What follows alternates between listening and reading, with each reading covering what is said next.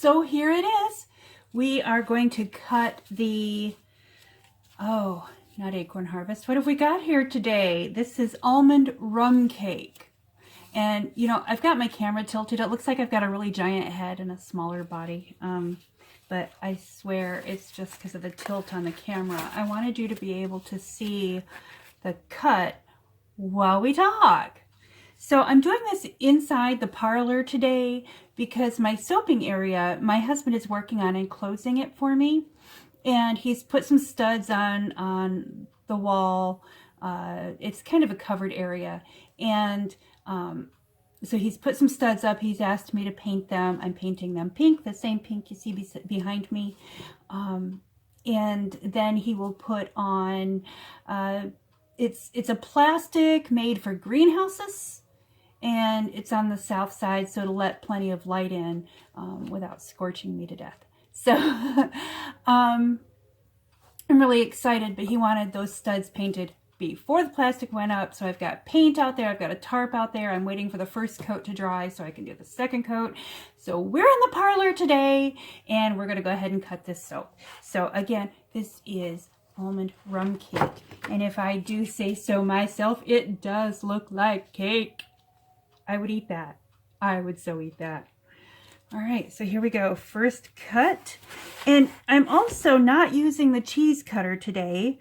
I don't know. I felt like I wanted to kind of show what other people are doing too. So when I very first started a few years ago with hot process soap, everybody said just grab a kitchen knife, grab a miter box. These are only like $5 at Lowe's or something like that. You know, they're very inexpensive, and they have a built-in ruler so you can measure. Now I've just taken a wooden craft stick and press fit it down in here as sort of a guide to stop me.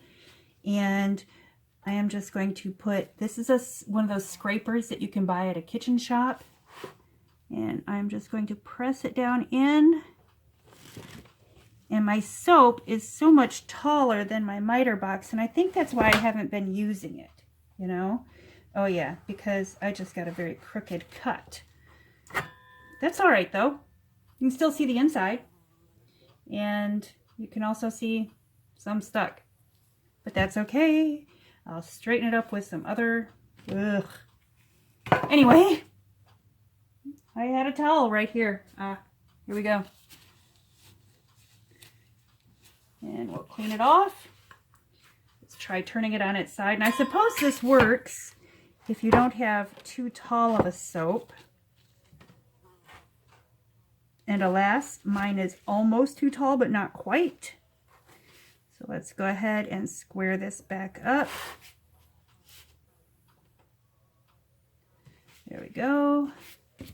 And this can be my at-home soap, or it can be one of those lovely samples I like to give away at the farmer's market.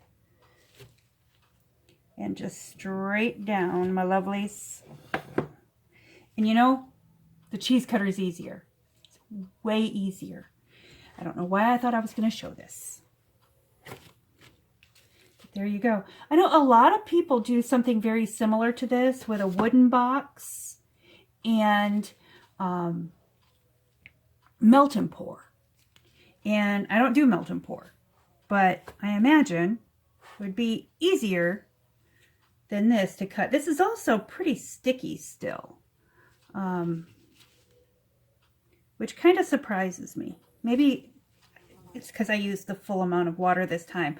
I wanted to get good smooth layers on the top, or down inside, I mean. And so I made sure I used all of the water for the recipe instead of discounting my water. It's going to take quite a bit for these to dry, at least 4 weeks. At least 4 weeks. Anyway, almond rum cake. Yum. You can smell the almonds and the cherries. You can smell the vanilla cake. In fact, you notice I put titanium dioxide in yesterday when I made this and made the soap batter really super white. I did go ahead and add in a little bit of cinnamon to give it just kind of this little spotty look, you know. But it has changed colors because of the vanilla that's in it. So you've got, like I said, cherries, and you've got a a little bit of rum in there, and you've got almonds and vanilla cake. And my mouth is watering, and it's soap. Oh my goodness. Anyway, this will be ready before Christmas, and it'll make a great stocking stuffer. I'll see you later.